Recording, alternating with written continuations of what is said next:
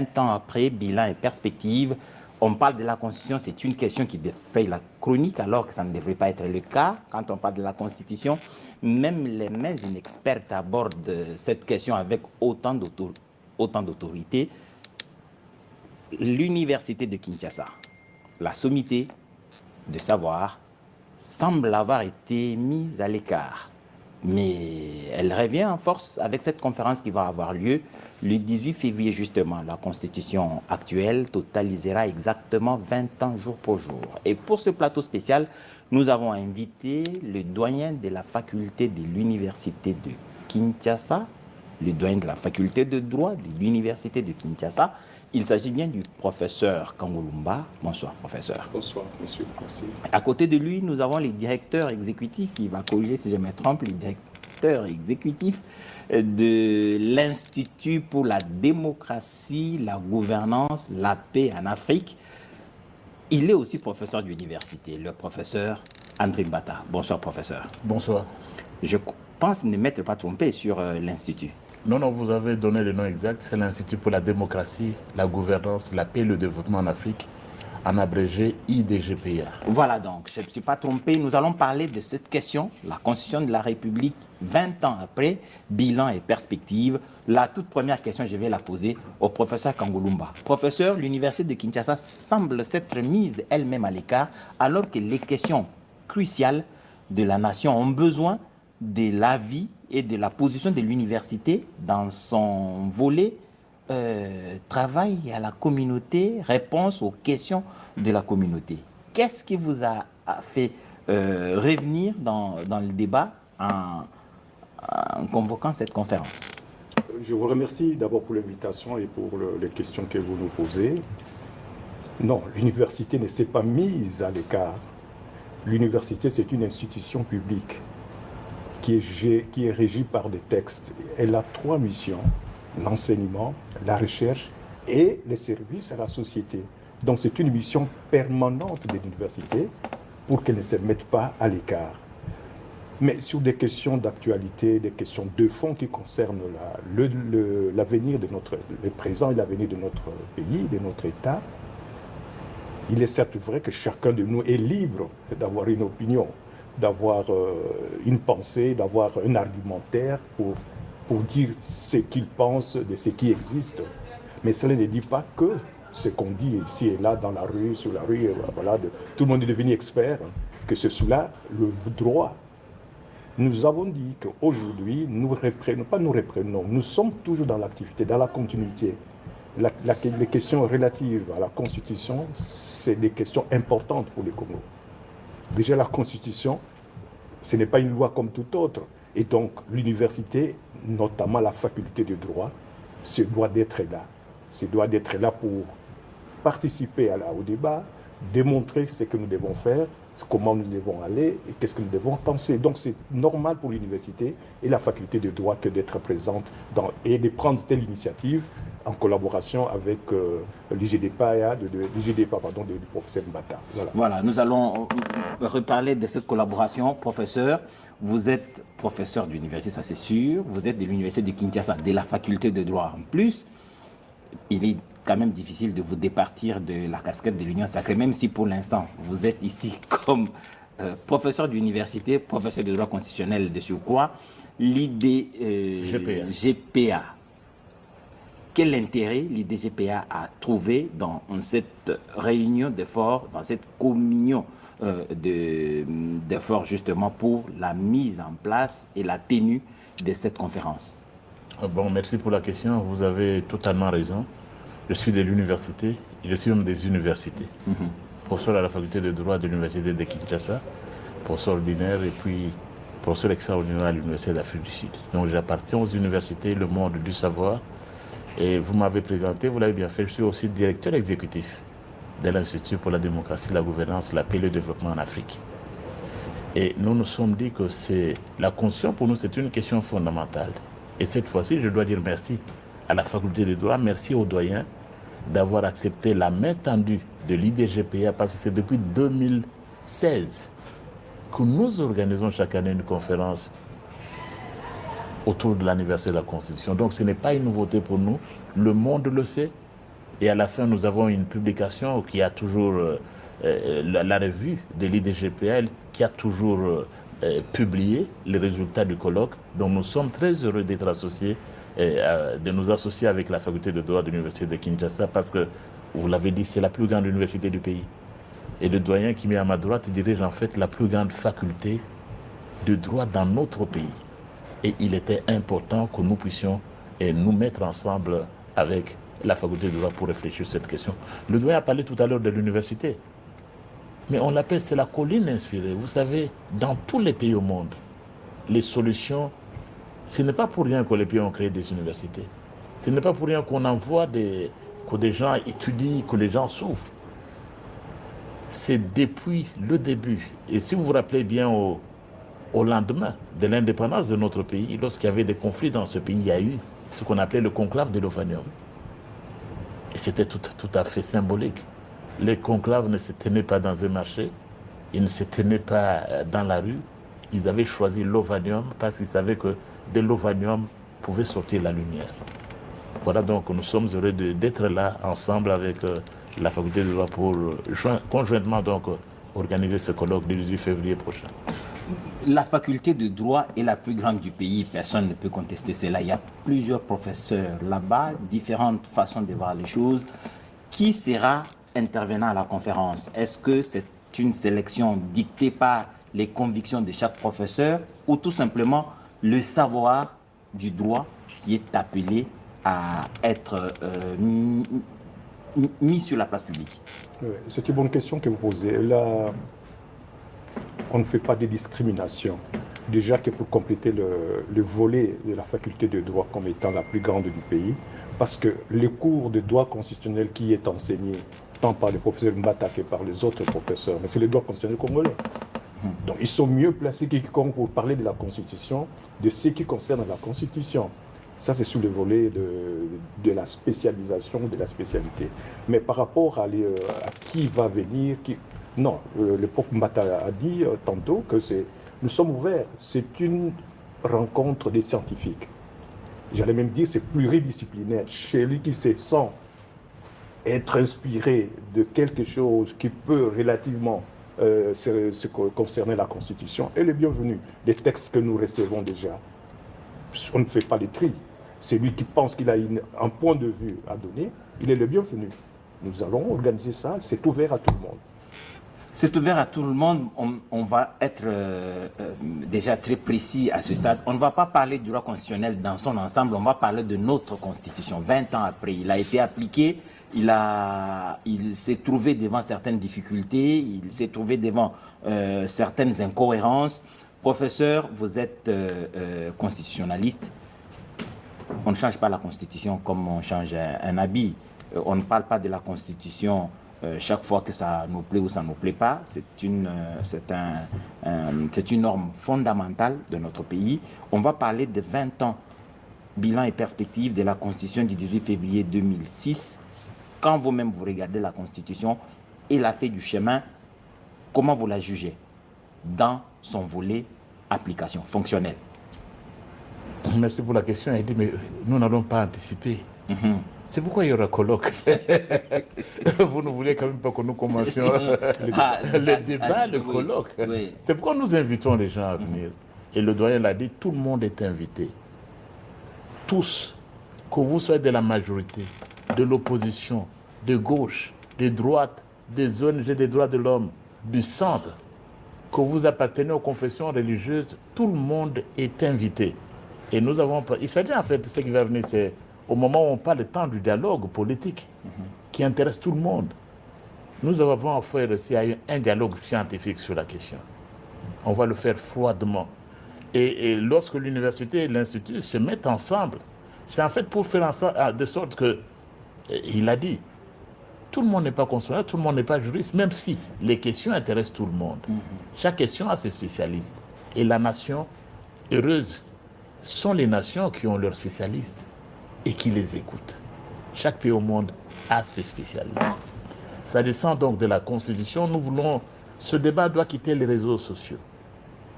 Ce n'est pas un débat de TikTok. Ce n'est pas un débat de saut de mouton. Vous mettez sur le saut de mouton, vous commencez à débattre. Ce débat, ce n'est pas un débat des communicateurs. Et il y en a beaucoup dans ce pays. Des analystes politiques et partout. Non. Dans tous les cas, tout celui qui pense qu'il a un moyen qu'il y vienne pour qu'on réfléchisse sur cette constitution 20 ans après. Bon, mais l'eau a coulé. L'eau a coulé, on doit réfléchir là-dessus. Et on ne peut pas interdire à un peuple, surtout pas ses intellectuels, de réfléchir sur la loi fondamentale. Il n'y a pas de temps. Ce n'est pas parce qu'on est c'est le temps, nous sommes agressés, vous allez parler de la Constitution, ce sont des choses qu'on entend souvent. Non. Mais c'est justement au moment des crises que les intellectuels, qu'on sait définir l'intellectuel. L'intellectuel se révèle au moment des crises pour apporter la lumière, pour donner une direction à son peuple. Et c'est pourquoi nous avons été formés. Mais les débats, donc, tout le monde est invité et nous voudrons à ce stade, nous sommes venus alerter tout le monde pour qu'on ne dise pas non, le débat s'est tenu, il n'y avait pas d'électricité, non. Nous n'étions pas informés, nous avons utilisé tous les médias. Nous sommes ici à la RTNC, il y a eu déjà quelques temps des bandes filantes pour annoncer le colloque. Nous avons utilisé d'autres médias, les réseaux sociaux, même Top Congo et d'autres médias, pour que personne ne se sente exclu, que personne ne dise qu'il n'avait pas entendu. Oui, donc, quant au contenu des débats eux-mêmes, parce qu'il y aura plusieurs papiers. Et mon papier, le contenu de mon papier, je préfère le garder. Le jour du colloque. On viendra de toute façon. Et puis, je crois que la RTNC offrira aussi la possibilité à chacun de ceux qui seront là, la possibilité de développer sa pensée sur plateau spécial le moment venu. S'il vous plaît, c'est même un devoir. C'est le média public.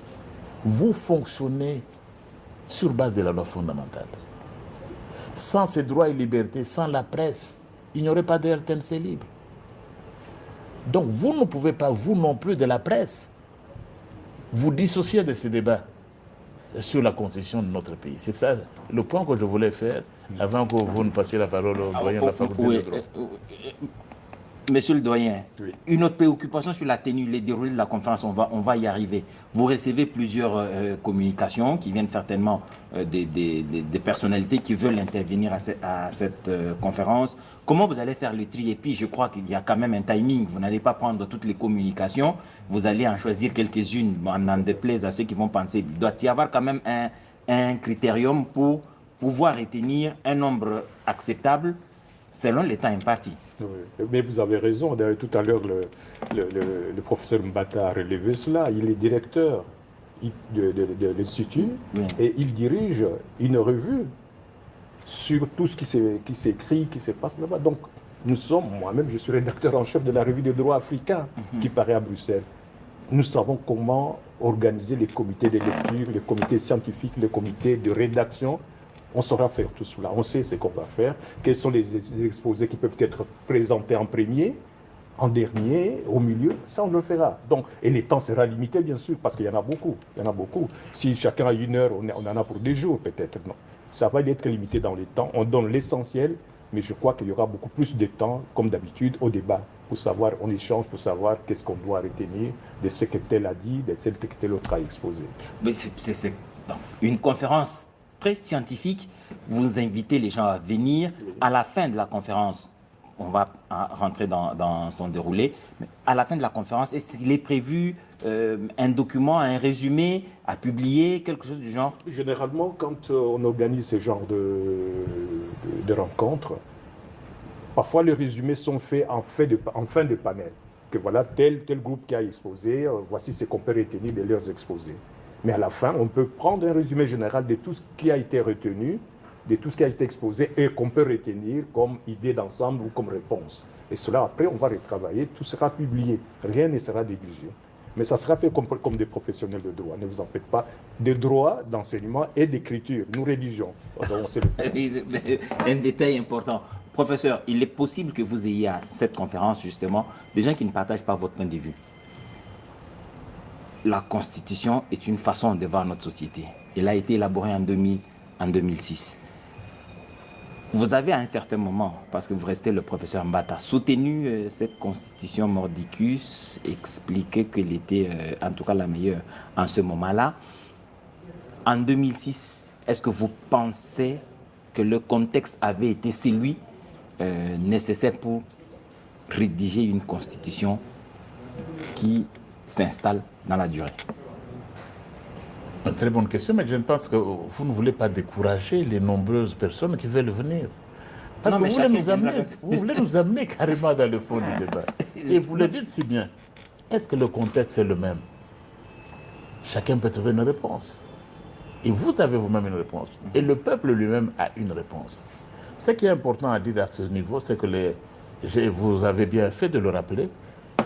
À l'époque, à ce jour, j'avais toujours dit qu'elle est la meilleure. Meilleure que la loi fondamentale, meilleure que la Constitution de Loudabourg, meilleure que la Constitution de 67 qui a été revue plusieurs fois, révisée plusieurs fois. Mais je n'avais jamais dit qu'elle était intouchable. Parce qu'il n'y a pas de constitution qui dure dans l'éternité. Il n'y en a pas. Dans aucun pays au monde. Donc sa fonction, c'est fonction du contexte, fonction du temps, et c'est ce que le peuple veut dans une démocratie. Donc le contexte peut avoir changé, mais comme je vous l'ai dit tout à l'heure, les débats seront houleux, tout le monde aura son point de vue, mais les scientifiques ne divergent pas souvent. Ils viennent d'une même université, ils ne divergent pas souvent parce qu'ils ont des canaux d'interprétation, la Constitution. Ils ont des canaux de lecture, et vous allez l'entendre vous-même lors du colloque. Oui, justement, professeur, les scientifiques ne divergent pas beaucoup parce que la science, elle est impersonnelle. Mais quand on prend la dimension instrumentale du droit constitutionnel, chacun prend une position à un moment précis selon qu'il est à gauche ou à droite. C'est dans ça que les divergences naissent. Est-ce que la Constitution actuelle, même si vous ne voulez pas que nous rentrions dans le débat, nous allons quand même, dans la profondeur de ce qui va être dit à la conférence, mais nous allons quand même essayer de donner à nos téléspectateurs le goût et l'idée de ce qui va être... Bon, je vais vous parler du contexte. J'ai participé au dialogue de Sun City en Afrique du Sud. Moi, j'étais à Sun City. Voilà quel était le contexte. Le pays était divisé. Un tiers pour le gouvernement de Laurent Désiré Kabila, vous avez un tiers avec le RCD et un tiers avec le MLC. Pratiquement, le pays était divisé. Il fallait mettre tout le monde ensemble. Il y a eu les accords de Lusaka. Lusaka qui prévoyait un dialogue. Le dialogue devait commencer à Addis Abeba en Éthiopie. Il n'a pas eu lieu, ça n'a pas réussi. Et avec Massiré, l'ancien président botswanais, finalement, on s'est retrouvé en Afrique du Sud avec le président Thabo Mbeki qui succédait à Massiré comme médiateur. Les personnes, la société civile, l'opposition non armée, le gouvernement de Kinshasa, les Maï Maï, le RCD, tous on s'est retrouvés là-bas. Le pays était divisé. Voilà tel était le contexte. Et finalement, on s'est entendu qu'il fallait d'abord une constitution de transition pendant quelques années. Et au bout de cette transition, devait prendre fin avec l'adoption d'une nouvelle constitution. C'était cette constitution du 18 février 2006. Voilà le contexte. Aujourd'hui, quel est le contexte? Nous sommes agressés, c'est différent. Le pays n'était pas agressé, une partie occupée, vous n'avez pas tout le monde. Donc le contexte, et comme vous l'avez dit tout à l'heure, on ne va pas aller dans les détails à ce niveau. Le contexte n'est pas le même. Ça, on peut y répondre, que vous veniez, que vous soyez de la gauche ou de la droite, de la majorité ou de l'opposition ou des confessions religieuses, parce qu'on en parle trop, ou de la société civile ou des médias, c'est clair que le contexte n'est pas le même. Vous venez d'une élection, à l'époque, nous n'avions pas eu d'élection, vous avez des institutions mises en place, donc le contexte est tout à fait différent. Mais je pense que chaque constitutionnel, chaque présentateur va amener son point de vue, mais tous les points de vue seront réussis, parce que vous parlez au poste d'université. C'est l'univers, en fait. C'est l'univers. C'est l'univers. Je vais de temps en temps aller sur les matières de toute façon, parce qu'il est difficile pour nous de parler de cette grande conférence. Je crois qu'il y a des présentateurs qui viendront du pays, de l'intérieur, de Kinshasa, mais aussi de l'extérieur. Naturellement, de Belgique, de France, de Bumbashi, Kisangani, je crois que j'ai vu 2 ou 3 communications comme ça. Ils viennent de partout. C'est ouvert à tout le monde qui veut prendre la parole, discuter, échanger sur la constitution de la République démocratique du Congo. C'est ouvert à tout le monde. C'est ouvert à tout le monde. Professeur, la constitution traduit la pensée du pouvoir d'un peuple. Est-ce que, après avoir défini ce contexte, même si vous ne voulez pas que nous rentrions dans les vifs du sujet parce que ce sera fait mercredi, mais en liminaire, Est-ce que vous pensez globalement que cette constitution représente ou présente la philosophie du pouvoir du peuple de la RDC? Est-ce qu'il représente exactement ce que le Congolais pense du pouvoir politique? Peut-être André, avant qu'André ne réponde. Mais non, ben, vous savez que la constitution actuelle, elle est passée au référendum. C'est-à-dire quoi? C'est le peuple qui a adopté, qui a dit oui, ça c'est notre texte, nous le voulons, nous l'adoptons pour notre constitution. C'est le peuple déjà. Alors quand vous nous posez la question, est-ce que ça représente ce que le peuple... Mais c'est le peuple qui a par référendum. Très bien, professeur. Il y a une petite nuance. Ça, c'est ce que l'on a présenté au peuple par l'élite, justement. L'élite, l'intellectuel, les savoirs, les constitutionnalistes de ce moment-là, ceux qui étaient chargés de rédiger le texte qui a été proposé au peuple. Oui. Le niveau de notre peuple et la dimension de la Constitution qui nécessite quand même un certain niveau. Ce seront des professeurs d'université qui parleront de cela. Est-ce que vous mettez les sociologues, parce que c'est multidisciplinaire, oui. Les sociologues seront là certainement. Mais déjà, ils étaient là. On ne cite pas le nom, mais déjà aujourd'hui, ils étaient là. Les historiens à l'époque. Historiens, sociologues, politologues, tout le monde est là. Même ceux qui vont intervenir, ils y seront encore, les mêmes professions, disons les mêmes professeurs de telle ou de telle faculté, ils seront là. Donc le débat, mais le problème c'est aussi que, vous savez que la Constitution intéresse tout le monde. Absolument. Tout le monde est devenu constitutionnaliste au Congo. Même si on ne comprend rien du droit. Ouais. On parle de ça dans la rue, ah non, ces juges-là, les droits constitutionnels, c'est ainsi que nous voulons dire. Au lieu d'être vraiment envahis par ce qui s'est dit dans les rues, venons ensemble, donnons une voix pour que le peuple en question comprenne de quoi il est question et comment nous pouvons nous en sortir. C'est ça le but du jeu.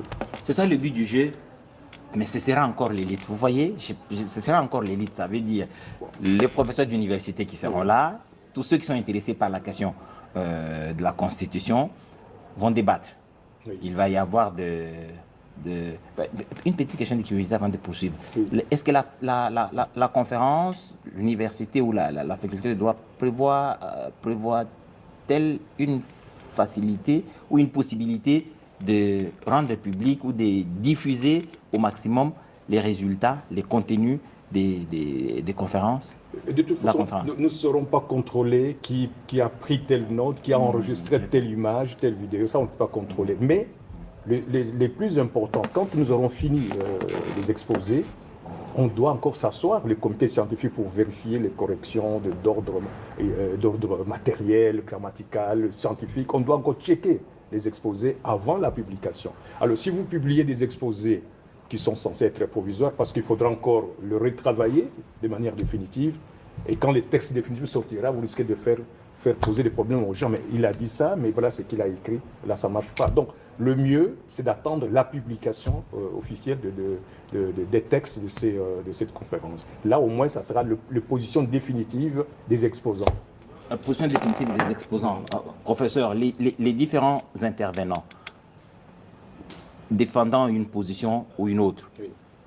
À la fin, est-ce que le comité scientifique fait une synthèse ou publie les avis des uns et des autres tels que présentés lors de la conférence? Dans ce contexte-là, professeur, vous avez organisé depuis plusieurs années déjà ce type de conférence. Qu'est-ce que vous publiez? Est-ce que les débats sont pris en compte? Parce qu'au cours des débats, il y a toujours des évolutions dans les communications, dans les réponses qui se donnent. À la fin, qu'est-ce qui est fait? Une synthèse est produite. Est-ce qu'on prend les publications, les communications telles quelles, on les publie sans les modifications possibles dans le débat? Qu'est-ce que vous faites Merci. Je crois que la première question, vous faisiez référence à la diffusion. Oui, à la diffusion, justement. C'est là que les médias sont appelés à jouer leur rôle. C'est là que la RTNC, votre chaîne, qui est au service du peuple, est appelée à jouer son rôle pour couvrir et même aider à vulgariser ce qui doit être dit. C'est le travail aussi de la presse. On doit finir avec ces interventions des communicateurs, des constitutionnalistes autoproclamés, des constitutionnalistes de TikTok. Ils sont nombreux. Les constitutionnalistes des sauts de moutons, comme je l'ai dit, ils sont nombreux. On doit en finir avec ça. Après, il y aura des publications et que nous allons faire Parce que le message va s'adresser à tout le monde. Ces publications seront destinées au président de la République. Il recevra une copie des publications du colloque. Parce que c'est lui, le chef de l'État. C'est lui qui incarne la nation. Ces publications seront destinées au président des chambres. Parce que la Constitution, c'est l'œuvre du peuple. Nous, peuple congolais, imaginez, rappelez-vous les préambules. Les préambules, oui. Et il va se faire justement au palais du peuple. Pourquoi il va se faire au palais du peuple? Parce que la Constitution est l'affaire du peuple. Parce que le premier ministre, c'est nous, peuple. Et qui siège au Parlement, au palais du peuple? Les parlementaires, vous avez les députés nationaux et les sénateurs. Ils sont d'ailleurs parmi les premiers invités à venir. Ils discutent des lois, ils débattent des lois, mais ici c'est la loi fondamentale. Nous voulons ce jour-là voir tous les collègues députés nationaux, tous les sénateurs, tous les professeurs et nos étudiants et tout le monde de l'opposition ou de la majorité. Donc voilà un peu comment le peuple va se rendre compte de ce qu'on aura fait. On ne va pas s'enfermer comme dans une tour d'ivoire parce que ce travail, on ne fait pas, ce n'est pas seulement pour les intellectuels. Il est destiné au peuple pour lequel nous travaillons. Il est destiné à ce peuple qui a élu certains et qui a fait de nous des professeurs d'université qui nous a envoyés à l'école. Et nous autres, on ne le dit pas souvent, nous avions bénéficié des bourses. Nous avons, et ce pays a payé lourdement pour que nous ayons des bourses, pour que nous soyons à l'université. Et c'est le moment de rendre à ce peuple. Nous avons donc l'universitaire et encore le juriste, nous avons cette responsabilité sociale. Mais à ce moment-là, ce qu'on demande, ce que le doyen a dit tout à l'heure, je l'ai dit avant, heureuses sont les nations qui ont leurs intellectuels et qui les écoutent. Tout le monde, parce qu'on nous a envoyé, c'est une élite. Si vous n'écoutez pas, c'est comme dans... C'est la même façon, ce sont des prêtres à leur niveau. Oui, ils ont leur vision, leur mission prophétique. C'est-à-dire d'éclairer le peuple sur les choses, sur la loi mais les politiques, professeur, les politiques ont parfois une perception galvaudée à cause de leur appartenance politique à un certain moment. Vous êtes à la faculté de droit,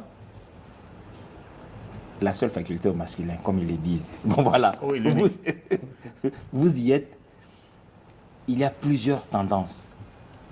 Je voudrais dire des gens qui sont dans l'opposition ou dans la majorité et tout ça, mais qui sont tous enseignants de droit. Est-ce qu'il vous arrive d'identifier ou de déceler une prise de position dans l'enseignement qui s'écarte des principes de droit pour soutenir une position ou une autre? Ça ne rentre pas dans le cadre de la conférence, mais vous êtes doyen de... Oui, mais sur le plan scientifique, oui, chaque professeur est libre d'avoir une opinion scientifique ou une opinion sociale. Ça, c'est de la liberté. Oui. Ce n'est pas le dirigisme, mais que tout le monde doit penser de la même manière. Moi, je vais d'une école de la liberté de penser, les libres examens, à l'Université libre de Bruxelles. Même ici, c'est la même chose. Mais il ne faut pas non plus venir dire des contre-vérités, enseigner des contre-vérités aux étudiants. Là, le doyen ne peut pas laisser passer. Vous enseignez librement, la loi, elle est là, les lois congolaises sont là, le droit congolais est là. Vous enseignez librement comme vous voulez, mais tout en restant dans les... C'est encadré, tout en restant dans les cadres de la loi. Vous n'allez pas raconter, excusez-moi, ce qui peut arriver, des inepties, des choses qui n'existaient pas, et vous dites c'est ça le droit. Là, ça ne marche pas. Vous sortez... Vous êtes en dehors de votre charge, ce n'est pas bon. Donc, on ne peut pas dire au professeur, voilà ce que vous allez enseigner, mais nous savons que le droit, la loi, elle est unique. C'est la loi pour tout le monde. Chacun peut l'interpréter comme il veut, mais tout en restant dans la méthodologie d'interprétation des textes de droit. Oui, justement, c'est ce que je voulais entendre. Nous sommes dans un contexte, en ce moment, on parle de la Constitution, 20 ans après, on analyse, justement, comme le professeur le disait tout à l'heure, en 2006, il y avait un certain contexte qui prévalait. En ce moment, il y a un autre contexte qui est en place. On ne parle pas encore de la révision de la Constitution, du changement. On est dans l'analyse de ce que cette Constitution nous a produit depuis près de 20 ans. Et on se projette dans l'avenir pour voir si c'est avec elle que l'on va poursuivre ou il faudra un changement radical ou un changement mitigé.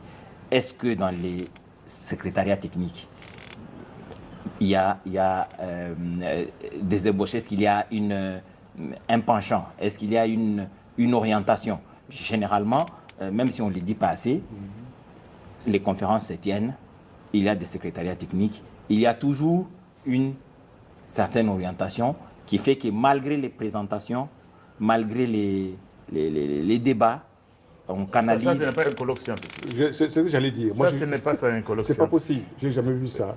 Enfin, jusque-là au moins. J'ai jamais vu ça. Mais je crois qu'il faut compléter un peu, ajouter, aidez-moi à ce que je dois dire. Les universités, ils écrivent. Ouais. Si vous êtes contre un collègue, vous écrivez scientifiquement. Et dans tout le respect, comme l'exige la science. Mais vous avez dans ces pays, comme dans plusieurs autres, le pauvre Kangulumba, Vincent Kangulumba, il a énormément écrit sur le droit pénal. Et même sur les questions du droit foncier. Il a énormément écrit, il dirige lui-même une revue. Mais vous allez voir dans les médias quelqu'un qui surgit, je voudrais recadrer le pauvre Kangulumba. Mais c'est le monde à l'envers. Tu as quelle compétence pour le recadrer?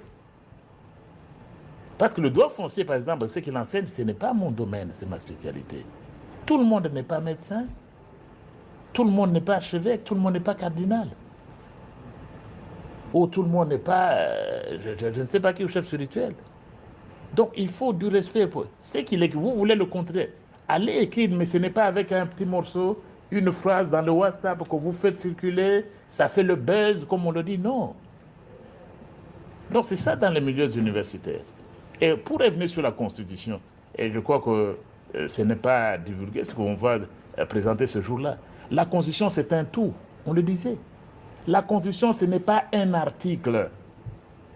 Et très souvent, maintenant les discussions qu'on entend sur les réseaux sociaux dans le milieu du TikTok, c'est révision ou changement. Révision ou changement. Mais non, la Constitution c'est 229 articles. Voilà. C'est plusieurs articles ici. Je crois qu'il demande même une nouvelle couverture pour dire qu'on devrait mais pas un nouveau contenu. réfléchir. Mais même le contenu peut changer sur certains points. Il n'y a pas de constitution éternelle. Oui, et je l'ai souvent dit même à votre émission ici. On croyait que c'est la Bible qui n'était pas changeable. Mais la prière de notre Père a été changée. Vous êtes chrétien, n'est-ce pas? Oui. On vous a toujours dit que la Bible n'est pas changée, mais la prière de notre Père, on l'a changée il y a 8 ans. Il n'y a pas eu autant de discussions chez les chrétiens. On est allé dire seulement Alléluia, Amen. Donc il n'y a pas. C'est l'homme change. Et il n'y a pas au monde un seul pays où ça n'a pas changé. Regardez même autour de nous. Donc c'est l'expression de la volonté d'un peuple. Tout près du fleuve ici, il y a un président qui aura 82 ans. Ça ne crée pas de débat. Il aurait été au pouvoir pendant une quarantaine d'années. C'est leur affaire, c'est l'affaire d'un peuple. En face de nous, l'État voyou du Rwanda est dirigé par le président Kagame. Il est là jusqu'en 2032.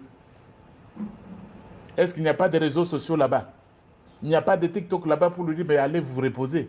Non. Il n'y a pas d'évêque, il n'y a pas de cardinal là-bas? Non. Quittez là-bas. Allez au nord, ceux qui sont en face de l'Ituri. Le président Yoweri Museveni, c'est leur affaire, c'est l'affaire de leur peuple. À monter, aller au Cameroun, monter, aller en Centrafrique. C'est leur expression, c'est ce qu'ils veulent. Mais quand ça devient le Congo, c'est tout le monde qui s'y mêle.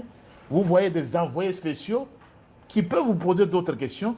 Ils viennent vous poser la question, mais prof, et votre constitution là? Est-ce que moi, les Américains m'ont déjà posé la question sur la constitution? Mais il faut qu'on respecte quand même. Les Sud-Africains, ils m'ont déjà posé le problème. Vous voyez un ambassadeur, et on les applaudit même.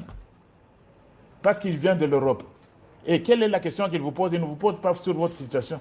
Mais est-ce que votre constitution, est-ce que votre dialogue? Est-ce que moi, j'étais déjà invité à parler du dialogue en Ukraine? Il faut que les intellectuels congolais aussi se respectent. Donc, je voulais tout simplement dire que la constitution, c'est un tout. Les tout premiers chapitres ne concernent même pas l'article 220. Ce sont les libertés, les droits. Le chapitre qui parle des institutions de la République, c'est le titre 3e. Il n'est même pas parmi le premier dans l'ordre de préséance. Il n'est pas le premier. Et j'ai souvent dit, parce qu'on évoque cet article 220, mais ce n'est pas la seule disposition intangible. Il y a plusieurs dispositions intangibles. 220, c'est une disposition intangible express, que tout le monde connaît. Mais il y a des dispositions intangibles non expresses. Tenez pas implicite. Prenez l'article 1er. La République démocratique du Congo est un État de droit démocratique. Et laïque. et laïque. Est-ce que vous allez changer ça? Est-ce que ça, c'est moins fort que l'article 220? Nous pouvons changer aujourd'hui. Non, non, on enlève. Ça c'est d'être un état de droit. Un état de droit démocratique et laïque ou social. Supprimons ça ou réviser. Non. C'est la première disposition intangible. Mais vous voyez, les gens se limiter seulement à un seul article. C'est comme un peu dans la Bible, non? Tu prends un seul verset, tu deviens évangéliste, tu deviens pasteur. C'est ce que j'ai dit justement, parce que le professeur a dit tout à l'heure que nous sommes allés au référendum, le peuple a adopté cette constitution. C'est aussi ça la subtilité des politiques. Vous allez dans un colloque scientifique, oui. La science n'a pas de couleur politique, n'a pas d'appartenance politique, mais vous avez des scientifiques comme le professeur Mbata qui est secrétaire permanent. Comme le doyen lui-même. Oui, l'union de l'union sacrée. Donc, il a un engagement politique connu et revendiqué même. Alors, quand il va prendre ses positions scientifiques, soyez-en rassurés. Je vous comprends un peu à demi-mot. Oui. Mais ce n'est pas parce qu'il est politique qu'il ne peut pas avoir de position scientifique. C'est aussi vrai que ça. C'est cela. Donc, il est politique, d'accord. Il est aussi professeur. Quand il enseigne comme professeur. On ne peut pas lui interdire d'avoir des positions scientifiques. Il peut aussi, éventuellement, ce n'est pas interdit, prouver par des positions scientifiques ce qu'il pense en politique. Eh bien, oui. Donc, ce n'est pas tellement incompatible. Ce n'est pas incompatible. Mais ce qui est vrai, quand il est scientifique, il est soumis à la déontologie des scientifiques. Ne pas dire des choses qui sortent du chemin, qui ne peut pas faire ceci, pour ne pas faire cela. Donc ça reste en tant que scientifique, voilà. Ça n'exclut pas. S'il vous plaît, juste un petit exemple. Le président ou le Premier ministre en Centrafrique? Le président. Il est professeur. Il est professeur. Oui. Il quitte, là, il va donner cours. En quoi cela l'empêcherait-il de donner cours parce qu'il est président? Donc ça peut arriver, s'il vous plaît. Bon, il faut aussi ajouter, il y aura effectivement des débats. Qu'on quitte la rue. Venez avec des débats contraires. N'utilisez pas le monologue. Parce que quelqu'un peut réduire tout un colloque là-bas, il vient sur le plateau de la télévision, il commence à parler. Non. L'invitation est lancée à tout le monde. Si vous voulez parler en termes de camps. Mais chaque camp a des constitutionnalistes. La majorité des constitutionnalistes, ils viennent. L'opposition, parce que nous voulons qu'il n'y ait pas d'excuses devant le peuple. L'opposition a des constitutionnalistes aussi, qu'ils viennent. Et vous risquez de voir qu'on va tomber d'accord. Les confessions religieuses dont on parle tant. Bon, je sais qu'ils ont beaucoup de moralistes, des catéchètes, ils sont très peu ont fait le droit canon, ou bien, oui. Mais ils ont quelques constitutionnalistes. Qu'ils viennent, on va débattre, venez dire ça. Au lieu de vous replier après, dans une émission sur la RTNC, dans une émission sur Bossolo ou Top Congo, d'après moi, la Constitution, envoyez vos constitutionnalistes ou envoyez vos politologues, parce que le doyen dit c'est dans une perspective pluridisciplinaire. Vous avez des politologues, qu'ils viennent, le palais du peuple sera ouvert à tout le monde. Venez dire, au lieu d'aller vous cacher dans les TikTok, dans les Facebook et les réseaux sociaux, parce que là c'est difficile, il n'y a pas de contradiction. Au lieu d'aller vous cacher lors des messes dans une cathédrale ou dans une église, envoyez vos constitutionnalistes qu'ils viennent, c'est ouvert à tout le monde. Vous pensez qu'il est des gens qui craignent de venir à la conférence ou au colloque pour une raison ou une autre? Déjà, s'il vous plaît, qu'on écarte ici une certaine idée de l'esprit. Ce n'est pas, nous ne faisons pas un dialogue politique, c'est un dialogue scientifique. Les hommes des sciences. Et pourquoi on ne viendrait pas discuter avec les autres? Parfois on le fait dans le couloir de la faculté. Vous rencontrez quelqu'un des relations internationales. Ah mais prof, mais voilà, mais les relations internationales. On discute de ça. Mais au lieu justement, comme dit le prof Mbata, d'être seul, monologue face à vous-même, vous prononcez des discours, vous donnez cours des théories qui existent ou qui n'existaient pas. Venez, discutons ensemble, scientifiquement, qu'on prouve que telle ou telle chose doit être dite de telle ou de telle autre manière. C'est tout ce qu'on demande. Et le doyen a raison, même en politique on discute. Dernièrement, évidemment, je ne suis pas ici comme secrétaire permanent de l'Union sacrée de la Nation. On a mis en place un nouveau bureau l'opposition avait son poste. Mais l'opposition est venue, nous avons discuté au niveau de l'Union sacrée. Nous parlons avec l'opposition, ils n'ont que 23 députés. Et comment vous expliquez que le candidat de l'opposition a 380 voix? C'est que la majorité a voté pour. Oui, c'est-à-dire on discute, on dialogue, je ne sais pas qui vient, cette opposition républicaine. Mais nous discutons et nous échangeons. Et pour peut-être un petit mot, parce que les gens ne vont pas totalement me détacher de l'union sacrée. Oui. Mais vous avez un gouvernement où vous avez des ministres qui ne sont pas de l'union sacrée, qui ne portent pas les chapes de l'union sacrée, qui ne portent pas. Vous les avez là-bas. C'est-à-dire ce pouvoir, ce gouvernement ne sont pas là, mais la science, en science, on dialogue. C'est argument contre argument. Argument contre argument. Oui, mais d'ici, je ne pense pas qu'il y aura beaucoup de divergences. Scientifique, bien. Non, il n'y en aura pas beaucoup. Les divergences, peut-être, on risque de les avoir chez ceux qui auront fui les débats scientifiques pour se réfugier dans les réseaux sociaux, dans les TikTok et les Facebook. Alors, vous présagez déjà ce que sera la conférence. Bon, on estime bien, le prof a dit au tout début qu'il n'y a pas beaucoup de divergences au niveau scientifique. Mais quelles sont les grandes thématiques du colloque? Vous pouvez nous les donner, non, à nos téléspectateurs, les grands sujets ou les grandes thématiques? Les grandes thématiques, nous devons les aligner par rapport aux interventions de tout ce que nous recevons. Jusqu'à maintenant, nous continuons à recevoir des textes. Demain vendredi, on aura établi le programme parce qu'on doit le faire diffuser dès samedi. Donc on saura comment les choses vont se passer. Mais ce qui est sûr, ça sera fait de manière scientifique, selon la méthodologie scientifique. Les thèmes, chacun a son thème, je ne sais pas. Le politologue dira ce qu'il pense de sa science des politiques, les juristes dira de ce qu'ils pensent de sa science des juridiques, droit constitutionnel, droit administratif, droit judiciaire. Il y a beaucoup de sujets qui peuvent concerner la Constitution, la Cour constitutionnelle. Il y en a beaucoup qui concernent. Tout à l'heure, vous avez parlé, on a touché la décentralisation ou la régionalisation dans la Constitution. Les provinces ont une autonomie, ont une personnalité juridique. La décentralisation, maintenant, les provinces qui sont à part, est-ce que ça marche pas? Comment orienter, comment faire? Il y a beaucoup de thèmes qui sont dans la Constitution qu'on ne peut pas déjà résumer maintenant. Tout dépendra des exposés qui seront présentés. De quoi le doyen a raison, parce que nous recevons simultanément des sujets. Oui. J'ai vu, il y aura sur les questions fondamentales, la souveraineté. Il y en aura. La souveraineté, le sol, la propriété du sol. Oui. Est-ce que ça doit rester comme ça ou on ne revient pas à la loi Bakajika? Il y en a qui interrogent ça. Il y en a qui interrogent également la question de la forme du gouvernement. Est-ce qu'on ne doit pas adopter un régime présidentiel, pas un parlementaire? Et le doyen l'a évoqué également, la forme de l'État aussi, avec l'instabilité dans les provinces. Dans les provinces, on fait quoi? On fait comment? Il y en a d'autres qui interrogent même la survie de certaines institutions. Le Sénat, la CENI, les institutions d'appui à la démocratie. Il y a beaucoup de questions. Donc il y a beaucoup de questions qui sont abordées là-bas. Et il a évoqué également le pouvoir judiciaire.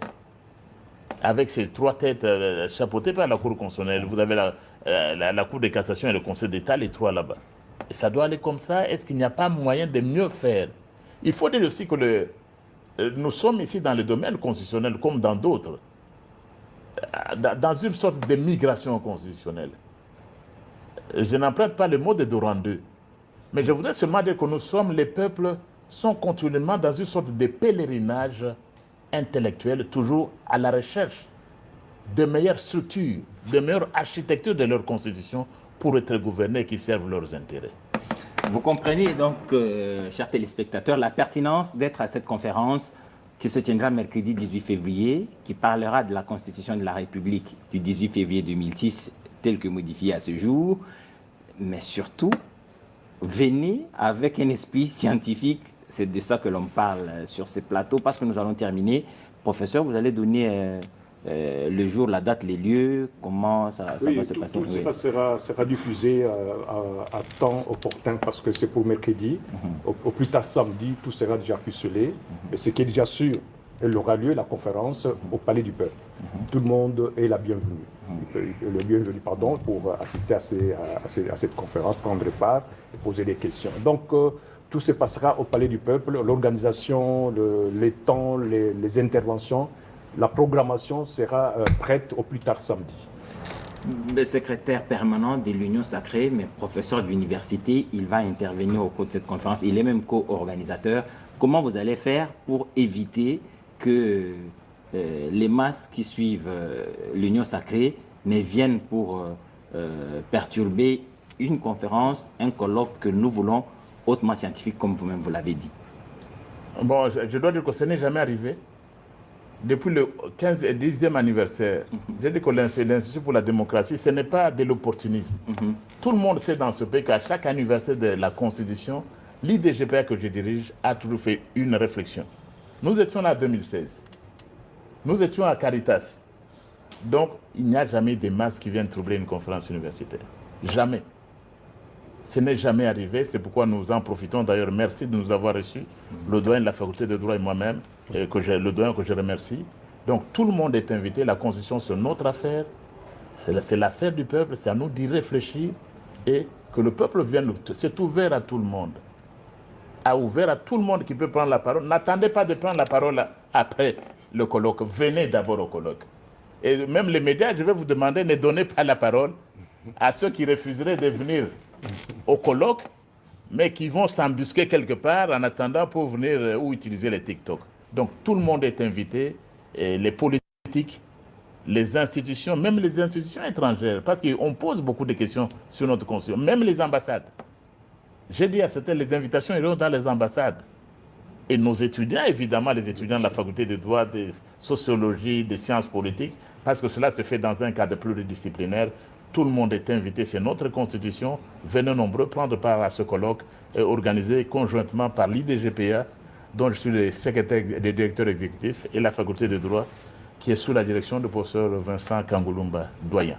Alors, il ne nous reste plus qu'à vous dire merci. Professeur, merci d'être venu. Merci de nous avoir invités. Je rappelle à nos téléspectateurs que le professeur Vincent Kangulumba est doyen de la faculté de droit de l'université de Kinshasa. Il a été sur ces plateaux avec nous pour parler de cette conférence qui va se tenir le 18 février. Ce sera en 2026, mercredi prochain, cette année justement. Donc la semaine prochaine déjà.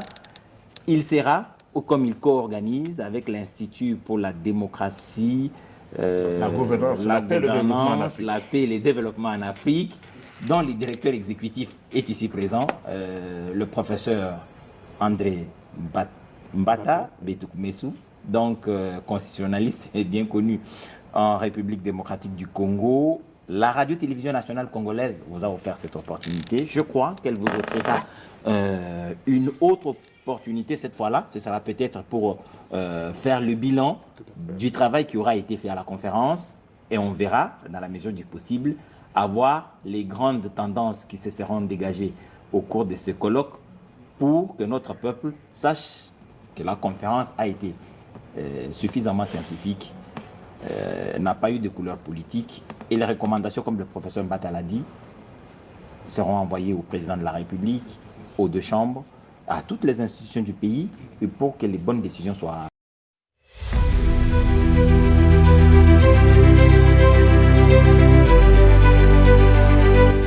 mais aussi un risque plus élevé.